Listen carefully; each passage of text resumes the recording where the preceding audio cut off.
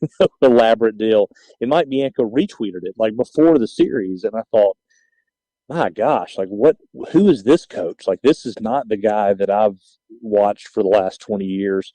Like, he's having fun with this. Like, he knows his team's about to win. He was super loose throughout the postseason. There were times late in the year where he was so loose that I thought he's got another job lined up. That's what that's what I thought kind of throughout. I thought, he's got something lined up.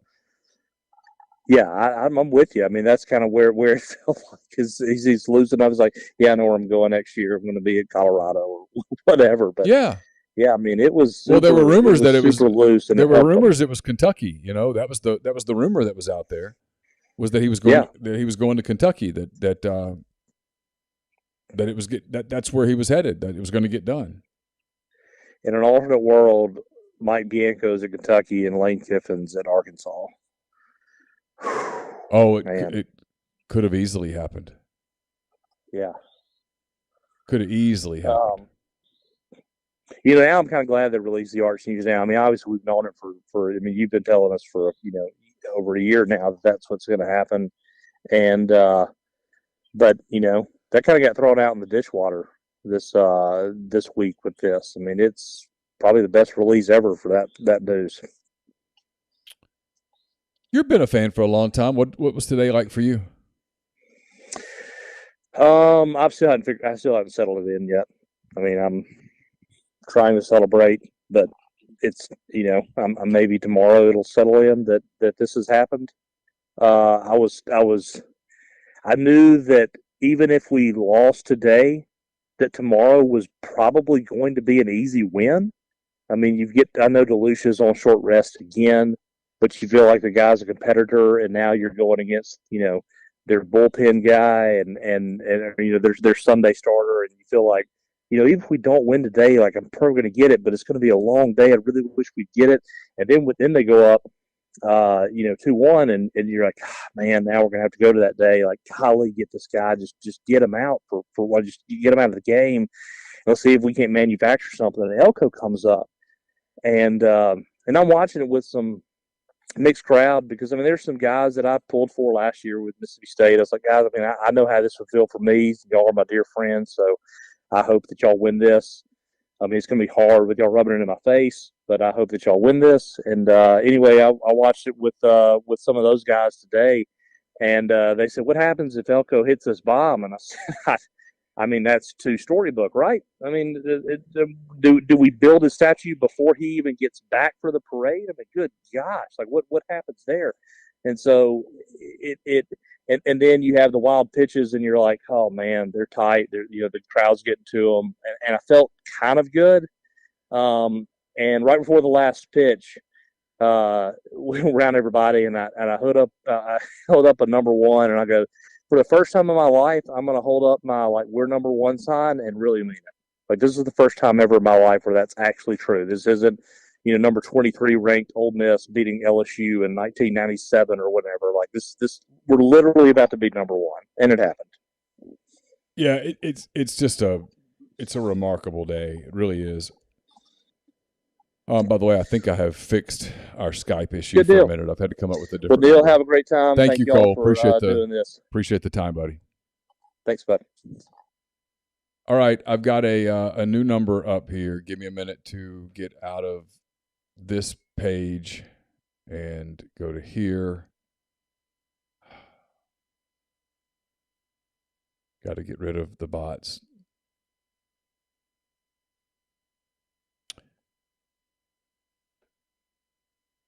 All right, let's see if I've got this up. All right, someone try that number, and we'll see if that works. I'm scrambling a little bit here as we do this. Thanks to Cole for giving me a few minutes of time.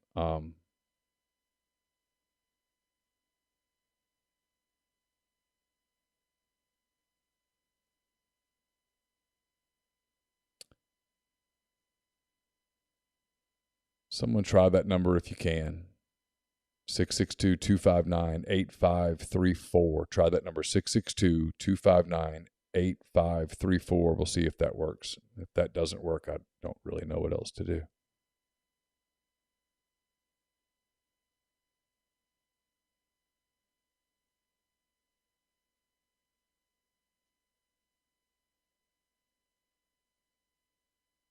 Yeah, I don't know what our problem is. Chase is working on it on his end, but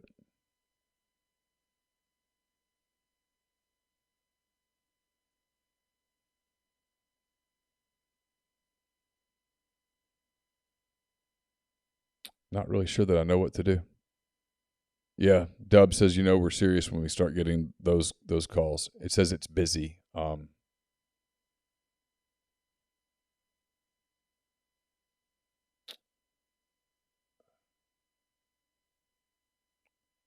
Yeah, I don't really know where to go from here, honestly. I'm looking, trying to figure it out. Yeah, we didn't get hacked by the hooker bot. We've got an issue. So my mother is in the thread. She says it's busy. Thanks, Mom. Yeah, I'm trying to figure out what to do here. I don't know. I'm a little flummoxed.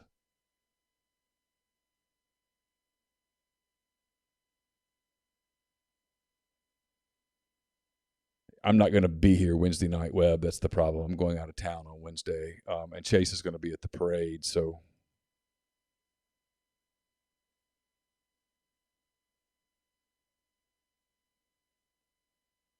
no, that's not what I want to do.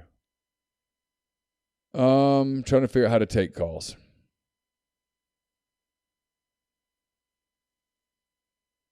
My mom probably does not want to call in, and I don't know all the numbers. I am going to try that real quick. Let's see. I'm going to try this. Hang tight.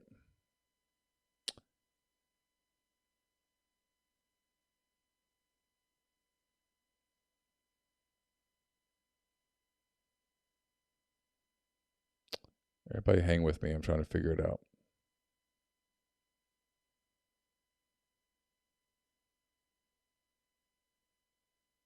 That's not it. I don't have Bubba's number, Luke.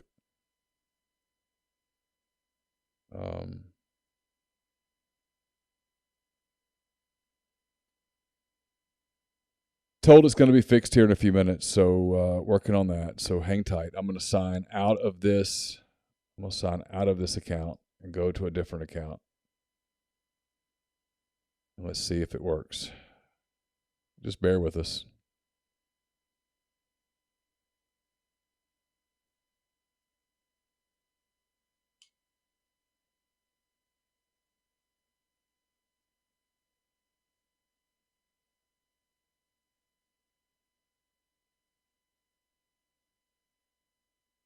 I know this isn't great pod for people that are listening, but we're 2 hours and something in. We're going to get it figured out. We're going to get this done together. We're going to overcome this obstacle.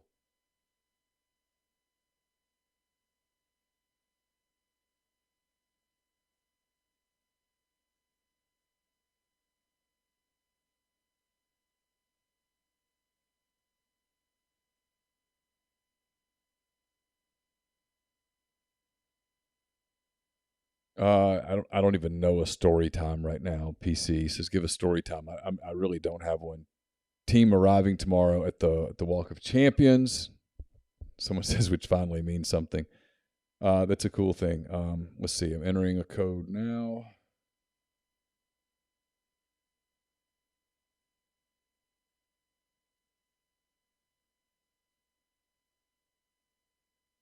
Appreciate everyone kind of hanging with us here as we kind of. All right. I'm going to put the phone number back up, and we'll see if we have this figured out. All right. There's that number. If anybody wants to give that a shot, give it a shot. Chase said that he's got it fixed. It should be reactivated within the next 15 minutes, and that was a little while ago. So y'all can try that. We'll see if we get it. And we'll go from there, which is kind of the best we can do. Grind wants to know how the Thunder could pass on Jabari. It's very clear the Thunder targeted Chet Holmgren from the very get-go. That was their guy. I watched Sam Presti's press conference yesterday. They viewed Chet Holmgren's upside as so significant that that's just the way that they wanted to go. All right, here's what we're going to do. Y'all hang with me. I'm going to take a brief time out here in the thread. I'm going to come back. I'm going to try to kind of figure this out. Give me a second. I'm going to take a time out. I'll be back in just a minute, and we'll try to figure out our phone issue. Hang tight.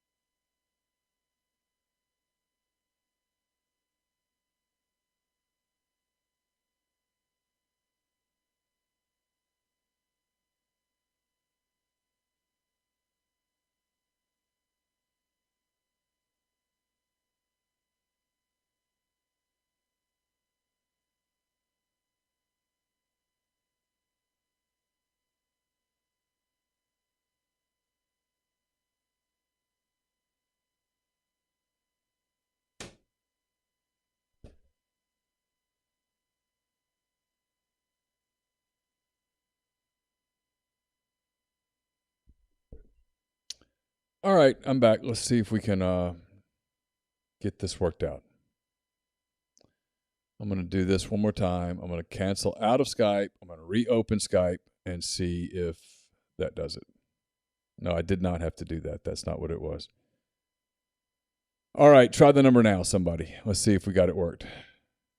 Trying to do a reboot without getting out of the stream. That's what it boils down to. Trying to kind of figure out how to do that. I'm about to call it myself and see what happens.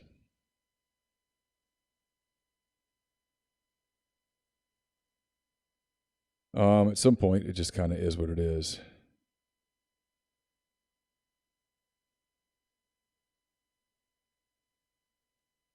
Yeah, I'm still getting the busy signal. No idea. Chase said it might take 15 minutes. I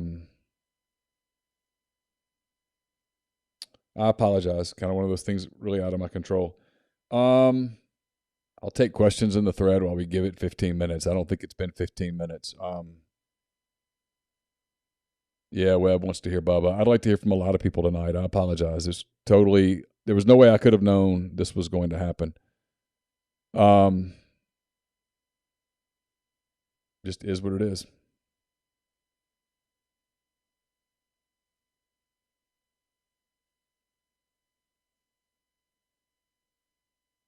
Said that the message he got from Skype was it could take 15 minutes for it to be reactivated. So we'll give it a few more minutes. Someone dropped me some questions in the thread that'll help me here as we're almost 3 hours, I should say, into the show.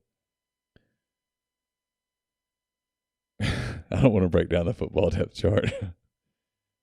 Hugh Freeze stories. You know, it's funny about Hugh is I actually like Hugh Freeze a lot. We had our moments, but like I had a much better relationship with Hugh Freeze than I ever had with Houston Nutt. Like I never thought Houston Nutt was fair to me. I always thought Hugh Freeze was pretty fair. I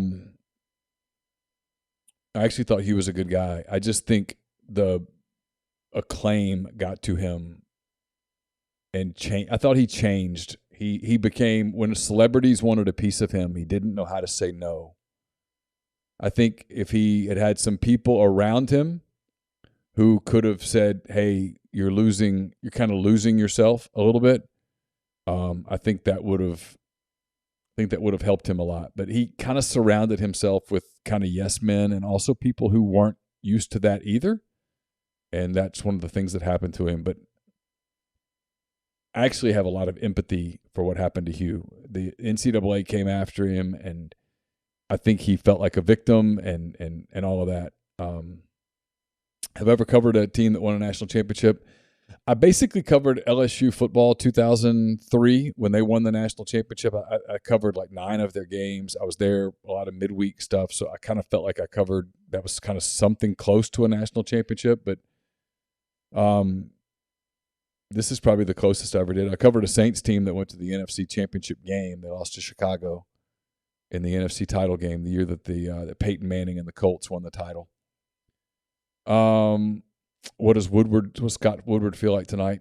Well, a little stupid. Because it could have been avoided, that whole thing. Scott Woodward could have completely solved that deal last summer by telling Mike's agent, hey, I'm not hiring him. I'm not hiring him. That's all he had to say. I'm not hiring him. And frankly, he owed him that because Mike is a LSU guy. He and Cammie both graduated from LSU. Mike played at LSU. He coached with Skip Bertman at LSU. LSU's a big part of LSU's a big part of Mike's life. And for LSU's athletics director to string him out like that and hang him out was wrong. It was bad wrong. And that could have been avoided. I blame Scott Woodward for so much of that, the whole deal. Because Scott could have easily let Mike know, hey, we're not hiring you. Don't jeopardize your situation at Ole Miss. And it would have gone away. Do I think Hugh will ever coach in the SEC again? I don't. I really don't. I think that ship has sailed.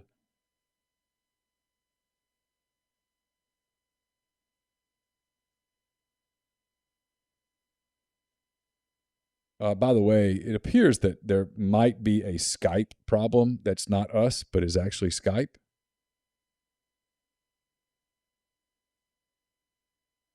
Chance this is not actually on us, it's on Skype, which just makes me feel better. Let's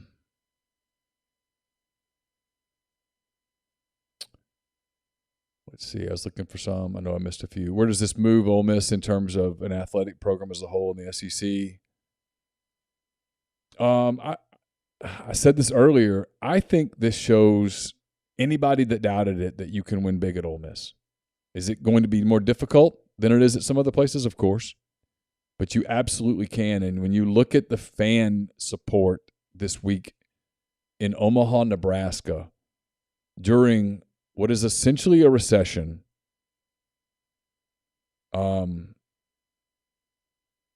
price of flights, the price of hotels, the price of tickets, the price of food, people changing their summer trips, people abandoning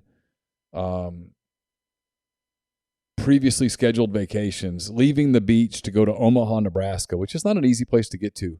People canceling cruises to get to Omaha, Nebraska. People eating so much money to go see Ole Miss play on the national stage. I think it speaks volumes about the fan commitment. You saw the crowd that went to the Sugar Bowl. You saw, the Cotton Bowls. A few. You saw just the amount of support that's there. And now it's a matter of, in some of the other sports, turning that support from not just that, but people being willing to invest in NIL and to do those things. Yeah, the number of people that went and spent money on, I mean, when you spend $4.50 on a Jell-O shot, and better yet, when you spend $100 on Jell-O shots, you're just doing it to support your team. You're not really actually consuming that many Jell-O shots. You're doing it because you love your school, you love the program, you love the people in the program. That was there. And so that's the part that really stood out from a national television standpoint. I don't know what the ratings will be on the College World Series finals, how many people watched the game Saturday, how many people watched the game today, but if you did, the one thing that stood out was the number of people that were there. That's a big name program on the other side. I mean, Oklahoma's a national brand. I mean, you know, Oklahoma's one of the 10, 15 athletics programs in the country that people recognize it nationally. And you overwhelmed Oklahoma from a fan standpoint. And, you know, that's pretty remarkable. Brad's asked me in text, does this hurt Woodward with other coaches moving forward? The smart ones, yeah. Yeah, the smart ones, sure. It absolutely does. It sends a message that he's cutthroat, because he didn't have to do that to Mike Bianco of all people. I mean, think about that for a minute. He could have easily told Mike's agent, hey, I'm not hiring him. I know he's at Ole Miss. I know he's got a good deal there. I know he's interested in the job. I'm not hiring him. I don't need that to go public, but I'm not hiring him. If you need to use us for a little leverage with Ole Miss, go for it, but I'm not hiring him. I'm not interviewing him. By interviewing him in a place where people saw it, and people absolutely saw it, it was in Birmingham. By doing that, he jeopardized somebody that was the father of one of the players on the team. I mean, his son played at LSU. Mike's good friends with Paul Maneri. He's great friends with Skip Bertman. He talked to Skip Bertman just this week, according to Kyle Peterson and David DeLucia and DeLucci and some of those guys. I mean, it was crazy wrong. It really was. The more you think about it, the more it was crazy wrong. Probably if we can't get this to go through, probably going to stop. And I apologize, but it appears that it is a Skype problem. Yeah, it's not us, because we've gotten a notification that the account's reactivated and it's fine. So this is a Skype issue. Again, reiterating our plans for the rest of the week. This will be the Monday Oxford Exxon podcast. Chase is driving all the way back on Monday. We'll have a Tuesday podcast as per usual. That's the plan. There won't be a Tuesday night show.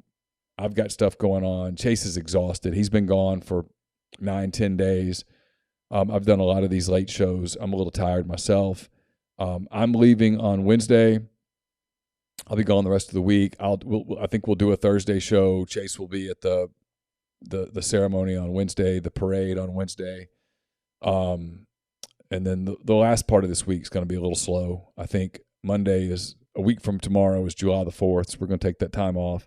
I think both of us, and I wrote this in 10 Thoughts, I think both of us are sort of in need of a little bit of a break. We've got some other stuff going on with the podcast network that we're finalizing. Some stuff that actually happened today behind the scenes that we're working on. It's all super positive. It's all stuff that we're really excited about. It's going to give us, it's going to be nothing but good news for us and the things that we can bring to you guys. July starts here pretty soon, and you guys know what month comes after July. And for us, that means the beginning of the grind again. So we both have some time off that we're going to take in July. Be a little slower month. He's got some stuff planned. I've got some stuff planned. So we're both going to get out of town a little bit. But we'll have podcasts for you throughout the course of the week, throughout the course of the month. Obviously, a lot of coverage of Ole Miss's national championship win up on the site. 10 Weekend Thoughts, which is almost all baseball, is up. Chase working on content. He'll have content up as well. And, Carson and I do have a trip planned. It's a totally different trip this year than anything we've done in the past. That's going to be a lot of fun. And then Laura and I have a trip planned. Our 25th wedding anniversary was in March. Obviously, it's impossible to do something in March, so we're going to do something in July. So we're going to take off a little bit. Chase has something planned towards the end of July, and then August rolls around, and it's football, and we'll hit it hard because it's going to be a very interesting college football season. Again, if you're not a subscriber to rebelgrove.com, today would be a great day to subscribe to our site. Chase is going to have a ton of content coming your way. over the course of the next 24, 48 hours throughout the course of the week. Big thanks to our friends at the College Corner. It's collegecornerstore.com. Go there, enter Ole Miss National Champions in the search engine, and they've got lots of stuff up. I've seen some of it. There's more stuff coming into the night tomorrow. So keep checking it. Check their Facebook page, their Instagram page.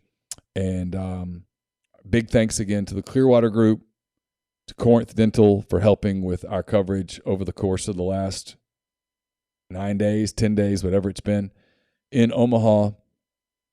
We certainly appreciate them. They helped us a ton with all the things that we were able to do from Omaha.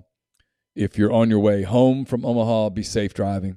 Hope you had a great time. I can't imagine how much fun you had. Hope you have a great trip back, and we will be back with you on Tuesday morning with another edition of the Oxford Exxon podcast. Again, Ole Miss beats Florida. Ole Miss beats Oklahoma 4-2. The Rebels are national champions for the first time in the history of the program, the first national championship in a major sport since sometime in the 1960s, certainly the first time in the modern era. So really cool. Congratulations to all the Ole Miss fans. Congratulations to Mike Bianco, to Tim Elko, to Carl Lafferty, to Mike Clement, to Peyton Chatney, and everybody with that program, all the people that we have come to get to know over the years. Couldn't be happier for all of those guys. A national championship is so hard to come by. They're precious, and Ole Miss got one today. So congratulations to them. Congratulations to all of you. Hope it's a happy day. Hope you enjoy it. We will be back with you on Tuesday. Until then, for Chase, I'm Neil. Take care.